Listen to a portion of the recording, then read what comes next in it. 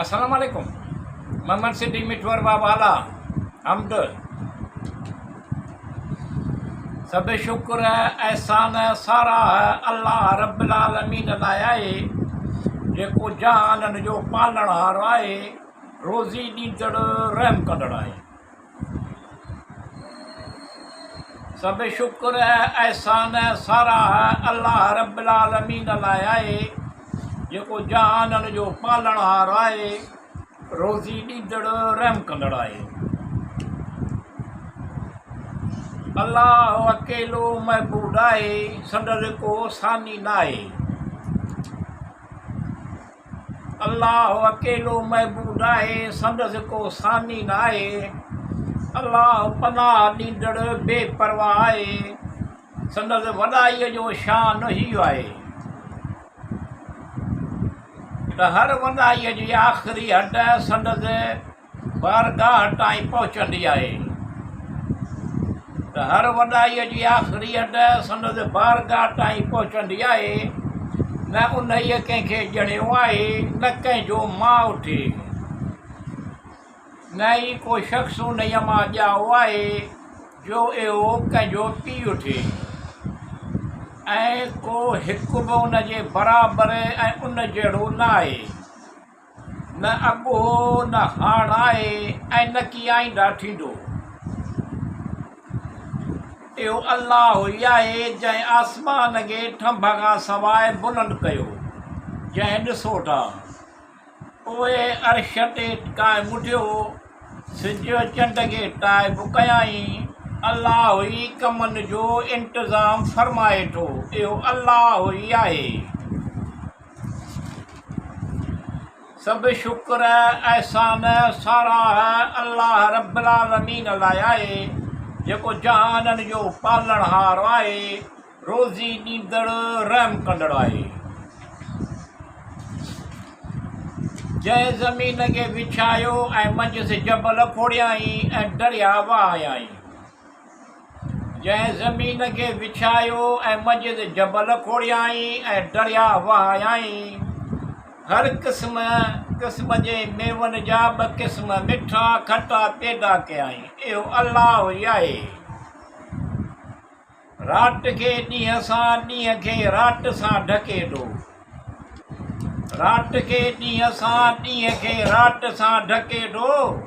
सोच वीचार वठंदड़नि लाइ यकीननि निशानियूं आहिनि। जिन ईमान आंदो ऐं चङा कम कयाऊं, तिन लाइ ख़ुशख़बरी आहे। इहो ई मुंहिंजो रब आहे, उन खां सवाइ को महबूद न आहे। मोमिननि खे अल्लाह ताला ते ई भरवसो करणु घुरिजे। भरवसो कंदड़नि खे अल्लाह ते भरवसो करणु घुरिजे। अल्लाह रब्बिल आलमीन मग़फ़िरत कंदड़ रहम कंदड़ आहे। रब असांखे दुनिया में बि भलाई ॾे ऐं आख़िरत में बि भलाई ॾे, असांखे बाहि जे अज़ाब खां बचा। बेशक अल्लाह माण्हुनि ते अलबत ॾाढो महिरबान रहम कंदड़ आहे, तौबा कंदड़ रहम कंदड़ आहे। सब शुक्र एहसान सारा अल्लाह रब्बिल आलमीन लाइ आहे जेको जहाननि जो पालणहार आहे, रोज़ी ॾींदड़ रहम कंदड़ आहे। बेशक संदसि क़िसनि में अकुलमंद वारनि लाइ यकीननि इबरत आहे, मोमिननि लाइ हिदायत ऐं रहमत आहे। बेशक संदसि क़िसनि में अकुलमंद वारनि लाइ यकीननि इबरत आहे, मोमिननि लाइ हिदायत ऐं रहमत आहे। रब जंहिंखे घुरे थो तंहिंजे वॾो महिरबान आहे। बेशक इहो इल्म वारो हिकमत वारो आहे। अल्लाह अव्वल आख़िर ज़ाहिर बातिन रऊफ़ रशीद रहीम हक़ करीम रहमान रहीम हकीम सभु ॼाणंदड़ आहे।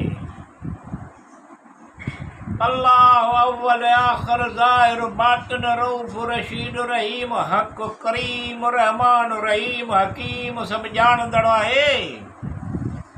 बेशक अल्लाह ख़ालिक़ खालिक़ुल क़ादिर हर शइ ते कुदरत रखंदड़ आहे।